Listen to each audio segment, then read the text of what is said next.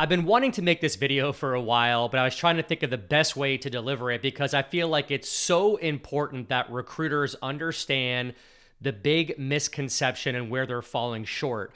So I'm Russell Leibowitz, owner of Recruitimi, where we help aspiring recruiters launch or scale their existing recruiting agencies.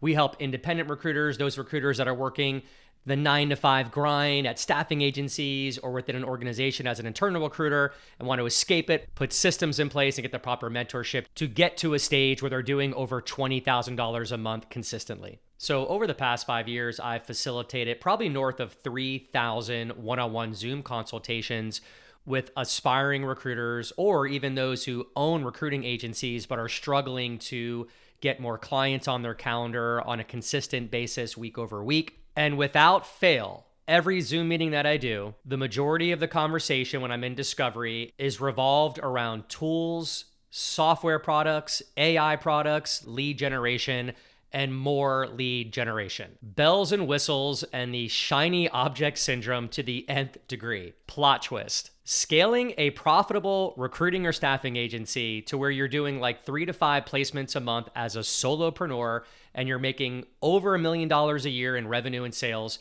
has less to do with lead generation and more to do with how you navigate a client from start to finish. I call it the discovery process. What journey do you bring your client on when they reply to one of your LinkedIn messages, maybe an email message, maybe a video message, whatever it is? That is where the rubber meets the road. What is your close rate? Do you even know what your close rate is? How many client calls have you done in the past 2 months? And how many have you closed? I can give each and every one of you watching this video 20, 50, maybe even 100 leads right now within your niche. No problem at all. I've got the tools to do that. But then when a CEO of an organization north of 1,000 employees, 5,000 employees responds to you and wants to meet you on Zoom, I'm really curious how you handle that call and how you structure it so you can close it within the next 24 hours. So I'm going to jump into my computer, show you a few systems that I use with my members, a tool that gets them all the leads they want, but most importantly, I'm going to show you the way they navigate a client call and how they follow the RFPDP method. I'll give you a preview of the script. I'll tell you what that's all about. I'll explain to you exactly what the RPD method is, how it can increase your close rates to over 50%. I'll also jump into our applicant tracking system that our members use, where we've uploaded their discovery questionnaire for them to follow during their Zoom meeting with key stakeholders at organizations to make it super simple to get them talking more than you're actually talking, because that's what matters, right? They don't care about you. They care about what can you do for them today? How can you fix their problem? You have to ask sophisticated questions. So let me jump into my computer, get into the mindset of where you need to be and how I can help you increase your close rate after watching this video. All right, so if you're still thinking about tools and how you're gonna get leads, how do I get clients, how do I find candidates? We use a tool called LeadCast. It is a proprietary system for Recruitimi. Our members use it. Basically, it's a great way to set up campaigns that can scale out to thousands of targeted hiring managers within your niche. This is a quick preview of it. One of our members, John here, I'll go into one of his campaigns. He's in the educational tech space right now. But yeah, you're able to set up smart sequences back here with different scripts that we can give you as well. But this is less about tools and systems. But I just want to walk you through the step-by-step process of when you get a client on the phone. Long story short, this brings in a ton of inbound leads from targeted hiring managers. As you can see, the list goes on and on. All these folks are replying back to John, basically asking him questions from his automated outreach sequence that we provide for our members. That's very dialed in, proven and tested. So I could probably spend a lot of time here showing you all these messages, but just know finding leads is not a problem.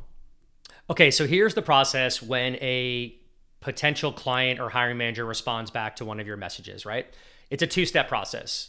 You want to reply back to them and drive them to an intro Zoom meeting as soon as possible. Your tone, your posture, and positioning is very key here. Most recruiters that I see act subservient, act weak, act desperate, because a lot of you watching, you're either thinking about starting your own recruiting company, and that can be an intimidating thing, right? Because you're brand new, you might have imposter syndrome. Who am I to tell a hiring manager that I can help them? I've never even done this before. And that's how you think, and that's the absolute wrong way to think.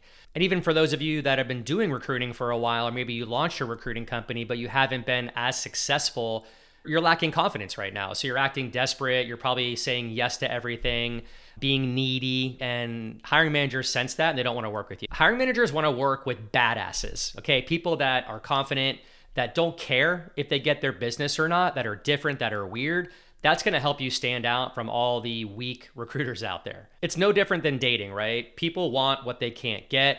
Most people, when they know they have somebody, when that person's being needy, when they're double, triple texting, they lose interest right away. It's the same thing in business. All right, so first step is the 10-minute intro Zoom meeting, to the point where if you use Zoom to send out links, you should label it 10-minute intro meeting or intro call. Okay, that's the psychology behind it. Your time is valuable, just like their time is valuable. You want to subliminally put that in their head. That 10-minute intro call is basically for you to make sure that this is a legitimate requisition. How long has it been open for? How many recruiters are you using? And then if you're looking to pitch engaged search or performance-based search, which I hope you are, by the way, I hope you're not working for free doing contingency. It's a terrible way to operate. If the client is open to that, you tell them exactly what that is, why it's beneficial for them. And guys, I have videos explaining all that. You can go back and watch. I don't want to jump into that here on this particular video.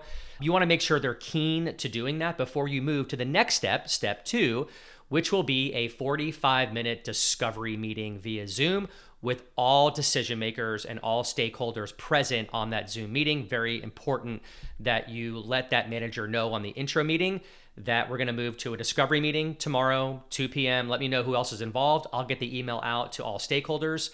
And that's going to be the major step when you have everyone involved to understand what their needs are, do a deep dive analysis. And I have the discovery script and questionnaire for you, by the way, so don't panic. But that's how it works. That's a 2-step process, okay? All right, then we'll jump into our applicant tracking system. And this is where our members go to access all our templates that they can use to make their life a whole lot easier. Answers to the test right here. And here you have the client discovery form. Just click on it and you're going to follow this, right? So this is what you're going to go through when you're on the meeting with the managers. Very sophisticated questions here that we've already put in here for you that are time tested. If you follow this form, it's going to drastically increase your close rates. So the RPDP script will help you really stand out as a different recruiter, a confident recruiter. And the way you want to approach these discovery meetings with the hiring managers, guys, is it's less about you, it's all about them, right? There's going to be times where you're going to feel the need to offer information and share things about yourself and your accomplishments. That is really the wrong way to approach these discovery meetings. You want to stay in your lane. That's the best way I can explain it, right? And it's really hard to do. It took me a long time to figure this out, believe it or not. I had to hire a sales coach and pay him $30,000 about a year ago who taught me this methodology. He's phenomenal. And my close rate jumped up literally. It increased by 4x. It was incredible. Once I learned this, I was doing it the wrong way. I was probably doing it the way you guys are doing it. You come to a meeting. Hey, Bob, how you doing? It's so good to see you. Thank you so much for being here. Hey, where do you live? And he'll be like, oh, I live in Michigan. Oh my God, my aunt lives in Michigan. We go to Michigan for Thanksgiving every year. And then he's, oh yeah, great. And I play golf over here at this. Oh, I played golf there too. And I was there 5 years ago. And you spent 10 minutes in this meeting talking about absolute nonsense, right? Now you might argue, oh no, that's how you build a relationship. No, it's not. That's not how you build a relationship, okay? You're here to close business and make money. That's what you're here to do. All right, so if you don't start changing the way you conduct business, the way you present yourself on Zoom, your posture, your positioning, you're gonna be stuck in the same spot this time next year, searching YouTube for videos that say, how can I find a client? Because you can't find a client, you can't close business, right? All right, so the way you do this discovery call is just like this. I'm gonna structure it for you. Hey Bob, how's your week going so far? Oh, it's going great, super busy. Got it. Say, where do you live? I live in West Palm Beach, Florida. Awesome. Hey, Bob, here's what I want to do today. I'm appreciative that everyone is here on this discovery meeting. Thanks for getting the team together. I do have a good understanding of what you guys are looking for after our 10-minute intro meeting yesterday. Did some research on your company overnight. But what I want to do today is ask you guys some questions, dive a little bit deeper here, ultimately see if I can help you. Hopefully the stars align where we can do business together. I can design a plan for you and the team and a contract and then go from there. Does that sound fair, Bob? He says, yeah, sounds great, Russ. Awesome. Like I said, I have all the notes from yesterday here, but tell me guys exactly what's going on with this requisition. Why has it been open for 2 months? What are the pitfalls been? What are the challenges been? Tell me exactly what's going on. And there you open up pain, right? So we had rapport, which was literally less than a minute. And then we have the pain, right? And this will be the most important part of the call, of the meeting right here, is discovery, okay? When you ask it that way, a lot of pain is gonna come out, okay? And you gotta sit back, get your pen, show them that you have your pen, and take a ton of notes and write some keywords down as they're speaking. So you want to reference that towards the end here. Okay. So they're going to tell you things like, yeah, we've worked with a few recruiting companies. They've sent over candidates, but just they missed the mark in different areas, blah, blah, blah. Or, yeah, we had an amazing person in this spot, but they actually left the company and it's put us in a really bad bind over the past 2 months. So all the pain is coming out, right? So now, guys, it's your job to only ask sophisticated questions after they speak. You don't want to offer information. You don't want to talk about yourself right now. You don't want to offer your opinion. It's question after question, and it has to be a sophisticated question, all right? And we have the scripts for this. But so you get through discovery, okay? And once you get through discovery, there could be a chance that you can't help them. And if that's the case, you got to be honest and tell them, right? Don't take their business if you feel like this is not in your wheelhouse. But chances are it will be. And you'll say, hey guys, thanks so much for sharing all that. I took some really copious notes here. There is no doubt in my mind that my team can help you solve this problem. That's how you say it, okay? So that being said, guys, is there anything else that you wanted to add about this situation before I move on to the next phase of this meeting? Just that, right? See how stoic I am? It's okay to smile, it's great, but you got to stand on business, guys. All right. They're going to sense that. They're going to feel that. I'd want to work with someone like me if I'm acting this way. I'm going to be like, dude, this guy's a badass. He's like literally taking this very serious. It looks like he's a very high value guy. Like his time is valuable. He's not BSing on this call like most recruiters do. And there's nothing subservient that I feel about this recruiter. Okay. And they'll say, no, we pretty much covered it all. Awesome. Okay, so guys, let me give you a little quick background on me and who I am. And I go into my background to build trust, okay? Because we are dealing with a trust recession right now. So it is important at this stage. I know I've been telling you don't talk about yourself, but at this particular block and stage of the meeting, it's okay to talk about yourself, right? So 27 years in recruiting and staffing. I've worked with all the big names, Verizon, blah, blah, blah. I put teams together, systems. I'm really good at solving very tough problems and very tough requisitions. Here's an example of when I did it, et cetera, right? So you go into that, maybe spend about 5 minutes, not too long. And then when I get to the end, I say, all right, guys, is there anything specifically about me and my background that I can answer for you before I move to the next phase of this meeting? And then I might ask some questions and I'll answer them. Now, those of you watching, great, Russ, that's easy for you because you have 27 years. I just started my recruiting company, or I'm looking to start my recruiting company.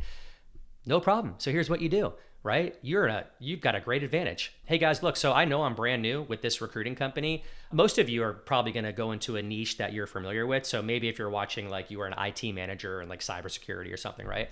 Guys, while I have not been in business for that long with my recruiting company, I have worked as a hiring manager and a project manager with a large IT company for the past 15 years.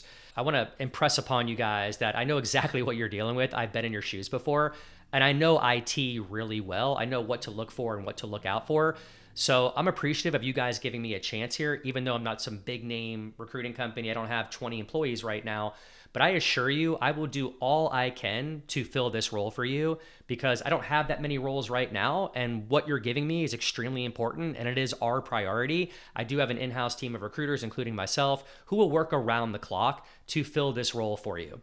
Okay, that's how you pitch that, right? You just be honest. There's nothing wrong with being honest. If they don't want to work with you because of that, shame on them. All right, so we've covered rapport, we've covered pain, we've covered discovery, did a little bit of the trust exercise there. Moving on to the next phase, which is going to be basically talking about the structure and system of your business and how you can help them fill this role. Hopefully you've got some systems in place, guys, a way to describe to this client how you're going to fill this role and how you're going to find a really good passive A-player candidate for them.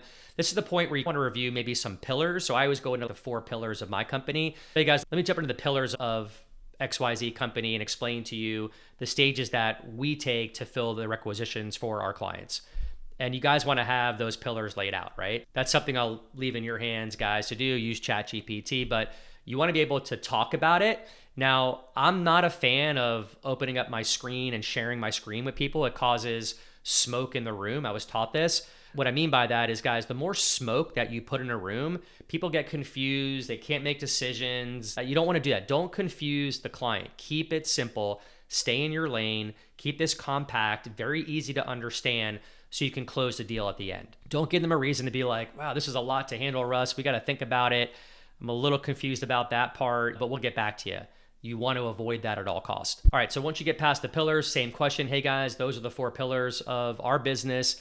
Can I answer any questions for you specifically about the pillars before I move to the final phase of this meeting? Give them the option to answer that. If they say no, you're going to move into pitch, right? Delivery, your cost, the investment, etc. Okay. So now I'm a big fan of doing performance-based search or engaged search. That's where you charge a fee of salary, let's say 30% direct hire for a project manager. If they're looking to hire a project manager for, I don't know, $100,000, you're going to pitch 30%, $30,000. If you're doing engaged search, I would collect $5,000 up front before the search commences. And if you're doing performance-based search, you want to collect a third of that $30,000 on day one, right? So explain that to them, how you operate, how your fee structure is. And one thing I do want to say before, I should rewind a little bit here, before you go into pitch, a good question to ask would be, hey everybody, do you feel like what I've covered in the pillars is something that you're looking for or would help solve your problem? Get their buy-in. They're probably going to say yes, that's great. That way price won't matter. So at the end, if you get a price objection, you can at least separate that and be like, hey guys, you did tell me that everything I covered here would help solve your problem. So it sounds like this is more of a price objection for you.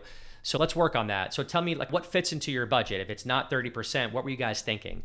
That's going to help you get them talking so that you can close this deal maybe on this meeting and not wait a week or 2 weeks. How many of you like have done that, right? You thought you had a great call. You thought you had the business. You were high-fiving your spouse and you were excited to find out you never heard back from the client again and they ghosted you. So in discovery, you're getting ahead of objections. You're getting ahead of it, so it's not going to happen at the end. That's really important. All right, so there's going to be objections that are going to be thrown at you. I can do another video on that. That's a whole different video that we can talk about, or you can book an appointment with my team or myself and we can review that.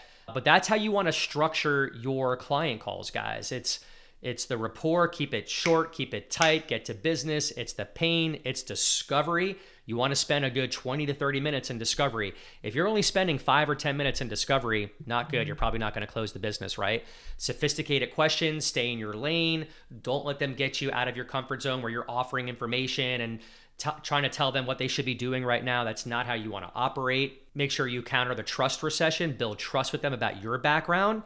And we talked about if you're brand new, how to handle that. And then you're going to jump into the pillars. And the final thing is going to be your pitch and delivery. Okay. So from there, if things sound good, tell the client, hey, awesome. What I'm going to do, Mr. Client, I'm going to go ahead and get a customized proposal over to you by close of business or by tomorrow morning. By the way, guys, we have all the proposals for you. Awesome PowerPoint presentations too. That's how we send proposals over, as a PowerPoint presentation, always selling. And in addition, Mr. Manager, we're also going to offer you what I call a job advertisement page that we're going to do. This is a digital page that's going to go out to targeted candidates. It's a video of us explaining what your role is, your position. We can leave your company name private if you'd like. It's a very comprehensive, detailed digital page on the opportunity that you're presenting, and candidates love it. It looks very professional. So you'll also have a link to view that. Give us your feedback on it. We're happy to change things on there for you if you feel like we need to. All right, guys, so there you go. I hope your close rate increases after watching this video. Again, I think we get so hung up on lead generation tools, AI tools, what can help us find these clients today? What gadget can I spend 8 hours on today? When really all you're doing is being distracted from what's really important, is closing business and getting on client calls. You guys should be doing 3 to 5 client calls a week. If you're not, that's a problem. Okay, so 3 to 5 good client calls a week. Maybe you should be closing 1 to 2 of those, if not more. And if you apply the RPDP strategy, you should be closing over 50%. All right, guys, happy hunting.